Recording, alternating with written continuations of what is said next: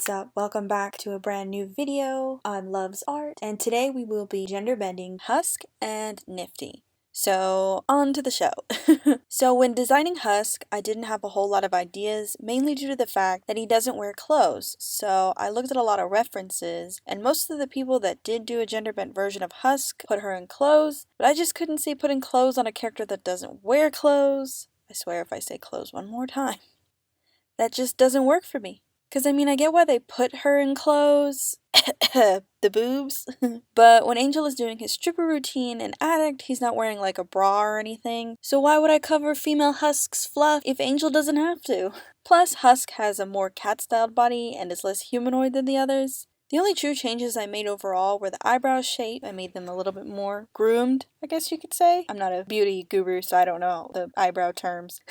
And the bow tie, I just turned it around and gave her a little bell. I thickened up the hips and made the tail feather a little bit smaller. But as for the hair, because I knew I had to add hair, because it was just not going to scream girl if I didn't, so I was trying to figure out what I would want to do. A lot of people were doing like a long ponytail kind of thing or like a slicked back look, and I knew I didn't want to do those looks. Like, it just felt too much because, I mean, it looks weird to me personally. Long hair on a short-haired cat looks weird, you know what I mean? Kind of like if you were to shave your long-haired cat and keep like some long bits, it just looks funny. But anyway, I knew I didn't want to do that, so I went back and I was looking at a bunch of references for like the longest time.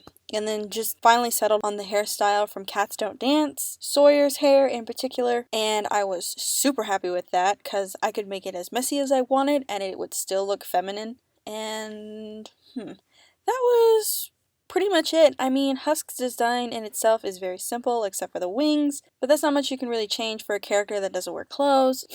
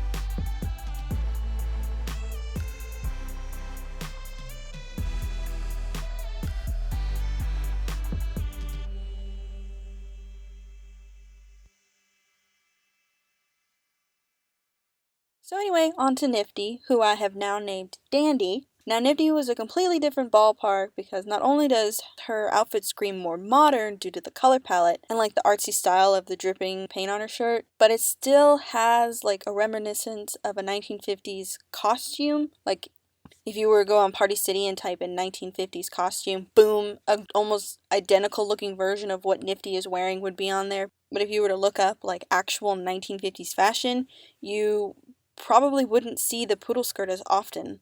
You would see like a lot of different ways the skirt is done, a lot of different ways that like the shape of their outfits are done. It's just like a completely different version of how the costume makes it look. So in the end, I had to figure out what I was going to do for the male version, because if I were to do something similar to like the costumey side of the 1950s look, I would end up having to do like a wife beater, tight jeans, and a leather jacket, and a bouffant, which I really did not want to do that because I was pretty sure it was going to be super ugly. So I started looking at more like casual fashion for the 1950s man, something people in their 20s would have worn, and stumbled upon basically an Italian version of a 1950s wardrobe, like what like Little Italy or like people in that area would have worn in the 1950s. Overall, I fell in love with like the whole aesthetic. So I basically just ended up settling on this kind of like worker shirt and an underneath shirt to replace the scarf that she wears, and then like the extremely baggy pants. Like a lot of the time older men wouldn't tighten their pants legs like a few others would do, which allowed me to give Dandy suspenders, which I was super pleased with because I love suspenders. I also kept the 3 dots on her skirt, but moved them up to the shirt to give it a somewhat of like a print, like one of those little name tags that like a gas station attendant would wear, something similar to that, because it's not buttons, that's for sure. And I wanted to keep the paint drips because that's an iconic thing for Niffty. I just didn't feel like male Niffty would have little paint spots on his shirt. So I ended up moving just like the theme of dripping paint to his sleeves and the bottom of his pants. Like if Niffty accidentally bent over and stuck her entire arm in a paint can and was like, oh, well, can't fix that. Oh well, kind of look. But anyway, these designs are very simple, and the only over-the-top design is probably Niffty due to her color palette. But other than that, these were pretty simple. I had a lot of fun. I mean, I can't say I had a lot of fun, but I mean, with these characters being so simple, it made it easy for me, so I had no issues with doing any of this. But anyway, here they are. Hope you enjoyed this video. Thank you so much for watching. Leave a like or a comment and subscribe. I'll see you in the next one. Bye!